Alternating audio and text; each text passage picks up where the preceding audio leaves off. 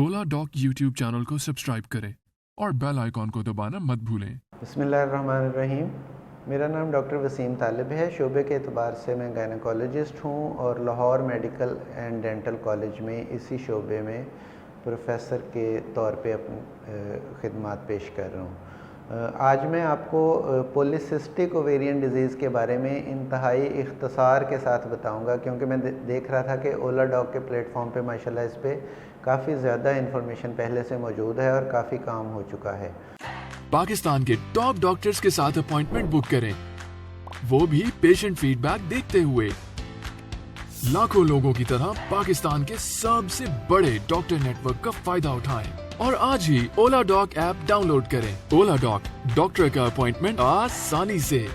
Polycystic ovarian disease असल में मौजूदा दौर का मसला अगर इसको कहा जाए तो बिल्कुल सही है, क्योंकि आजकल के दौर में जो हेल्दी लाइफस्टाइल है वो हमारी ज़िंदगियों से निकलता जा रहा है। जंक फूड का दौर है और सेडेंटरी लाइफस्टाइल का दौर है। सेडेंटरी लाइफस्टाइल का मतलब है कि जिसमें हम फिज़िकली बहुत इनएक्टिव होते जा रहे हैं और एक्सरसाइज हमारी ज़िंदगियों में से निकलती जा रही है।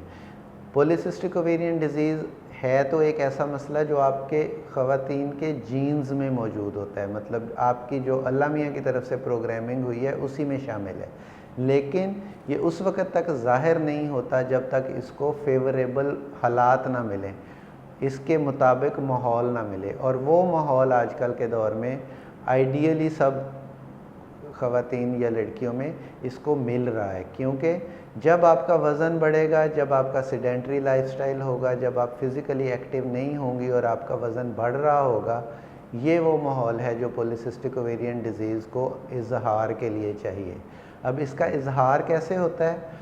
इसका इजहार ऐसे होता है कि जो बच्चियां हैं या ख़वातीन हैं जो इससे मुतासर होती हैं उम्र के किसी भी हिस्से में, जब वो इनएक्टिव होती हैं, वज़न बढ़ रहा होता है उनका, तो उनके जिस्म पे बाल निकलना शुरू हो जाते हैं। वो तमाम गैर मतलूबा हिस्से जिन पे वो बाल नहीं चाहती, जैसे उनकी ठोड़ी पे बाल आ जाते हैं, फेस पे आ जाते हैं, चेस्ट पे आ जाते हैं, या उनके बाजुओं टांगों के बाल जो हैं वो पहले से ज़्यादा डार्क और थिक होना शुरू हो जाते हैं। इसके अलावा स्किन ऑयली और रफ़ हो जाती है और उस पर एक्नी या कील मुहासे भी होना शुरू हो सकते हैं। सिर्फ यही नहीं बल्कि इसका स्पेक्ट्रम इससे भी ज़्यादा है। ये जिस्म के तकरीबन हर हिस्से को मुतासर कर सकती है जब इसकी नौइयत शदीद होती जाती है। जैसा कि जब वज़न बढ़ता है तो हमारे जिस्म में चर्बी की मिकदार जितनी होनी चाहिए उससे ज़्यादा हो जाती है। जब चर्बी की मिकदार बढ़ती है तो हमारे जिस्म में जो इंसुलिन बन रही है, एक तो वो ज़्यादा मिकदार में बनना शुरू हो जाती है, लेकिन उसके बावजूद भी वो अपना काम नहीं कर सकती, क्योंकि जो जिस्म के हिस्से हैं वो इंसुलिन को उस तरह रिस्पॉन्ड नहीं कर सकते जैसे नॉर्मली उनको करना चाहिए। इसके अलावा अगर आप उनके जो जिनसी अज़ा हैं उनकी बात करें तो जो अंडेदानियाँ हैं वो मर्दाना हार्मोन ज़्यादा बनाना शुरू कर सकती हैं इस सारे माहौल में। जब वो मर्दाना हार्मोन ज़्यादा बनते हैं तो वही तमाम मसाइल जो मैंने आपको पहले बताए हैं वो, और साथ उनको माहवारी के मसाइल होना शुरू हो जाते हैं। जो गैर शादीशुदा बच्चियां हैं उनको माहवारी के मसाइल होते हैं। आमतौर पे बहुत लंबा हो जाता है उनका मेंस्ट्रुअल साइकिल, मतलब जहां उन्होंने हर महीने पीरियड्स होने होते हैं उसकी बजाय 45 दिन गुजर जाते हैं, कभी 2 माह गुजर जाते हैं और कभी कभी तो सिर्फ दवाई देने से ही पीरियड्स आते हैं।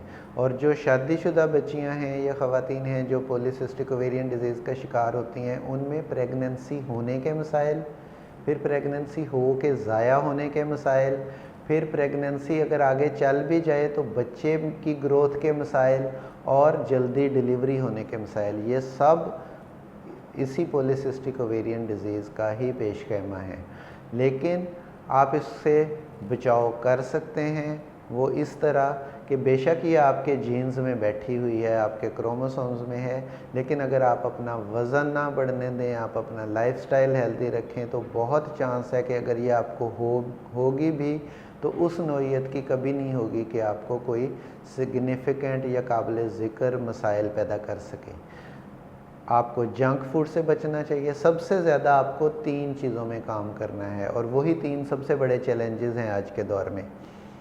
डाइट, जंक फूड से बचना है, फाइबर लेस कार्बोहाइड्रेट से बचना है, दूसरे नंबर पे एक्सरसाइज रेगुलर और अच्छी क्वालिटी की करनी है, और तीसरे नंबर पे टाइम पे सोना, रात को सोना और पूरी नींद लेना।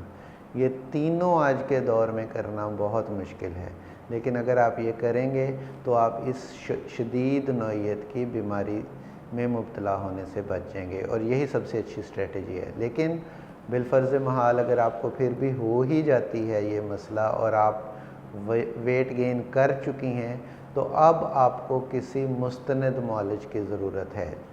आपको किसी गैर मुस्तनद मुआलिज के पास जाने से आपके मसाइल मज़ीद बढ़ सकते हैं, इसलिए कोशिश करें कि किसी मुस्तनद मुआलिज के पास जाएं और उसकी हिदायत को मनोअन फॉलो करने की कोशिश करें, और वो आपको यही सारी बातें बताएगा। लेकिन जब एक ख़ास नौइयत से ज़्यादा बीमारी की शिद्दत होती है तो फिर डेफ़िनेटली आपको दवाइयों की भी ज़रूरत पड़ेगी। और जिस्म पे जो गैर ज़रूरी बाल हैं वो आप फ़िलहाल तो उनको ब्लीच कर सकते हैं, इलेक्ट्रोलिसिस कर सकते हैं, लेकिन अगर आप उनको परमानेंटली उनसे छुटकारा चाहते हैं तो आपको कम से कम 4 से 6 माह दवाई खाने के बाद लेज़र ट्रीटमेंट की तरफ जाना चाहिए, क्योंकि अगर आप इससे पहले लेज़र ट्रीटमेंट करवा लेंगे तो वो बाल दोबारा आने का ख़तरा मौजूद रहेगा।